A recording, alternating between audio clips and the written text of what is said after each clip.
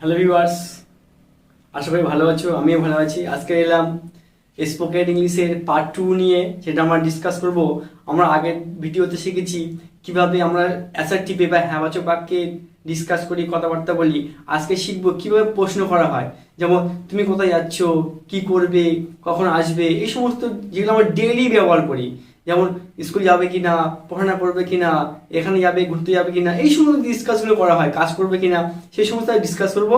কিন্তু সেটা সঠিকভাবে সহজ পদ্ধতিতে ডিসকাস করব, তার জন্য কিন্তু ভিডিওটা দেখতে হবে। দেখো, শর্ট ট্রিক ইংলিশ কোয়েশ্চেন সহজভাবে কিভাবে সঠিক খুব কম সময়ে আমরা প্রশ্ন করব সেটা জানবো। তার আগে জানার আগে বলি, আমাদের একটু কিছু ভাব জানতে হবে। যেমন বি ভার্ব কি, হ্যাভ ভার্ব কি, ডু ভার্ব কি, মডেল অক্সিলারি ভার্ব কি, এগুলো জানতে হবে। সেটা আমরা জেনে নিই একটু। দেখো, এই ভার্বগুলো আমাদের জানতে হবে একটু। কেমন কি? বি ভার্ব কোনগুলো? অ্যামিজার, ওয়াজার, এগুলোকে বি ভার্ব বলা হয়। হ্যাভ ভার্ব কোনগুলো? হ্যাজ, হ্যাভ, হ্যাড, সেগুলো হ্যাভ ভার্ব বলা হয়। ডু ভার্ব কোনগুলো? ডু, ডিড, ডাস, এগুলো ডু ভার্ব। তারপর মডেল অক্সিলারি ভার্ব জানতে হবে, যেহেতু আমরা কোশ্চেন করব, এগুলো লাগবে। কি আছে? Can, could, may, might, shall, should, will, would, must, what. এবার এর মধ্যে বেশিরভাগটা can, could, may, might, shall, should, will, would ব্যবহৃত হয়। মাস্ট আর ওয়াটটা খুব কম ব্যবহৃত হয় কোশ্চেন যখন করবো সেই উদ্দেশ্যে বলছি। আর অন্য কোনো ব্যবহার আছে সেটা দেখতে হবে। এইগুলো জানা হয়ে গেল। এবার এখান থেকে কিভাবে প্রশ্ন করবো আমরা জেনে নিই। এই দুটো কোয়েশ্চেন ফর্মুলা, এই যত আমরা প্রশ্ন করি, বাংলায় প্রশ্ন করি কেন, যে ভাষায় প্রশ্ন করি না কেন, ইংলিশে প্রশ্ন করি, বাংলায় প্রশ্ন করি, হিন্দি প্রশ্ন করি, সব কিন্তু এই ফর্মুলা বেসে হয়। কি আছে? প্রথমে ডব্লিউ ওয়ার্ড থাকে, ডব্লিউ ওয়ার্ড শুরু করবো। তারপর হেল্পিং ভার্ব, এইচ ভি মানে helping verb, subject, M V মানে মেন ভার্ব, রিমেনিং পার্ট থাকতে পারে, না থাকতে পারে। শেষে কিন্তু কোশ্চেন মার্ক দিতেই হবে, না হলে কিন্তু ভুল।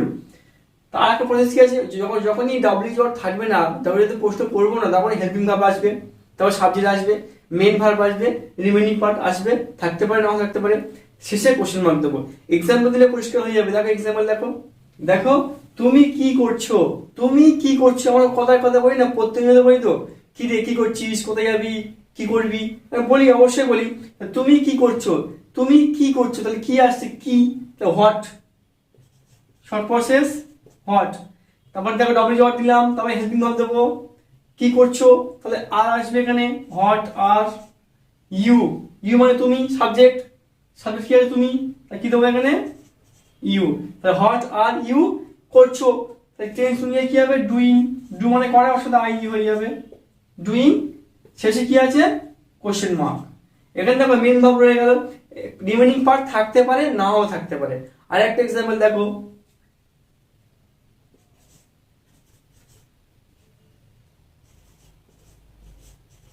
তুমি কোথায় যাবে, তুমি কোথায় যাবে বলি তো, অবশ্যই বলি, প্রতিনিয়ত ব্যবহার করি।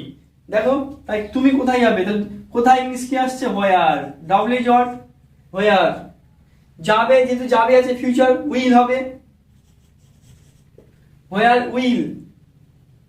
কি আছে? সাবজেক্ট, আমরা কি দেবো? ডাব্লিউ জট দিলাম, হেল্পিং ভার্ব দিলাম, সাবজেক্ট কি? ইউ। তারপর যাবে ইংলিশ কি? যাওয়া ইংলিশ কি? আমি আগের ভিডিওতে বলছিলাম যাওয়া মানে কি? গো। কি লিখবো? Where will you go. শেষে কোশ্চেন মার্ক। বোঝা গেছে? অবশ্যই বুঝতে পেরেছো। দেখো, ডাব্লিউ জোয়ার না থাকলে আমরা হেল্পিং ভার্ব দিয়ে কিভাবে শিখবো সেটা দেখে নাও। মনে করো লেখা আছে, রেবা কি তোমার বোন, কোশ্চেন মার্ক। রেবা কি তোমার বোন, তাহলে এটা সাজালে কি হবে? আগে দেখো অ্যাসেপ্টিভ করে নিচ্ছি। দেখো, তাহলে সাবজেক্ট রেবা, ইজ দিতে হবে, ইয়োর সিস্টার, ইয়োর সিস্টার, পুরস্কার দিলাম। তাহলে যদি প্রশ্ন মতো যদি করছি আমরা, তাহলে দেখো তো এখানে কি ভার্ব আছে? Helping verb. তাহলে প্রথমে কি লিখবো? ইজ রেবা ইয়োর সিস্টার, দেখ কোশ্চেন মার্ক। দেখো হেল্পিং ভার্ব, সাবজেক্ট, মেন, তো অবজেক্ট রয়ে গেল। মেন থাকতে পারে, নাও থাকতে পারে। কিছু কিছু জিনিস মেন ভার্ব থাকতে পারে, না থাকতে পারে, রিমেনিং পার্ট থাকতেও পারে, না থাকতে পারে। সেগুলো সেন্টেন্সের উপর নির্ভর করবে। আশা করি বুঝতে পারছো। দেখো আরো আরো কি হতে পারে? সে কি একজন ডাক্তার, যদি লিখি সে কি একজন doctor, question mark. Is he a doctor, কি লিখবো তাহলে? Is he a doctor, question mark. খুব শর্ট প্রসেস, খুব সিম্পল ট্রিক ব্যবহার করবে। যদি আমরা কোশ্চেন জিজ্ঞাসা করছি, আগের দিন বলেছিলাম যে আমি যাই, আই গো, তুমি যাও, ইউ গো, এরকম শিখেছিলাম। আজকে শিখবো যে তুমি কি যাবে, তুমি কি যাবে।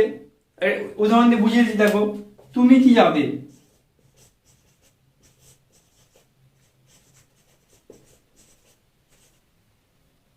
তুমি কি যাবে, তাহলে will you go, will you go, তুমি কি যাবে। খুব শর্ট প্রসেস। তাহলে আমরা এই সমস্ত হেল্পিং ভাব জানলাম, কিভাবে প্রশ্ন করবো সেগুলো জানলাম। এই শর্ট প্রসেসগুলো ফলো করে ধীরে ধীরে আমাদেরকে শিখতে হবে।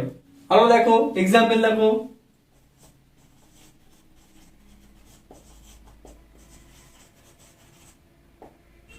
তোমার বয়স কত, এটা আমরা কথার কথা ব্যবহার করে থাকি। তোমার কত বছর বয়স হলো, তাহলে কি লিখবো? হাউ ওল্ড আর ইউ, তোমার বয়স কত। Simple trick, how old are you বা হাউ এজ ইউ, মানে হোয়াট এজ ইউ বলতে পারি, অনেক কিছু বলা যায়। Simple trick. আরো দেখো কিভাবে হয়, দেখো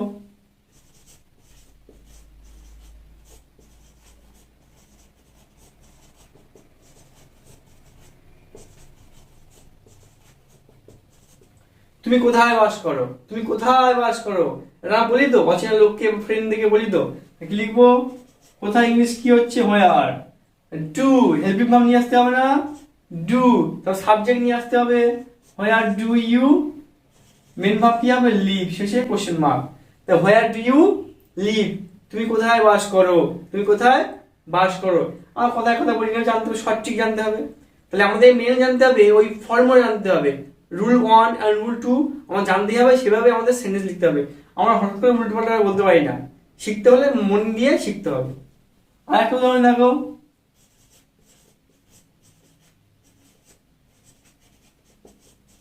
তুমি এখানে কেন আসো, কোশ্চেন মার্ক। আমরা বলে থাকি তুমি এখানে কেন আসো, তোর কি দরকার, কি জন্য এসেছি। হ্যাঁ বলি তো বন্ধুদের মধ্যে, তুমি কেন আসো, তোমার কি দরকার এখানে, বলি, অবশ্যই বলি। কি লিখবো? তুমি কেন আসো এখানে, হয় ডাব্লিউ জয়েন্ট দিলাম, ডু, হয় ডু ইউ সাবজেক্ট, হয় ডু ইউ কাম মানে আসা, আগের দিন পড়াচ্ছিলাম। এখানে ইংলিশ কি? হিয়ার, শেষে কোশ্চেন মার্ক। কি দেবো? Why do you come here, তুমি এখানে কেন আসো। আরো অনেক কিছু বলা যায়, সেটাও জানবো, শিখবো। এরকম ধরনের ভালো শর্ট ট্রিক্স ভিডিও পেতে হলে আমার চ্যানেলটা অবশ্যই ফলো করে রাখবেন। আমি প্রতিনিয়ত আরো নতুন নতুন আপডেট নিয়ে আসবো, যাতে যারা ভিউয়ার্সদের খুবই উপকৃত হয় বা ভালোভাবে বুঝতে পারে। অবশ্যই বলবো চ্যানেলটাকে ফলো করার জন্য। আর আজকে ভিডিও দেখার জন্য সবাইকে থ্যাংক ইউ অল।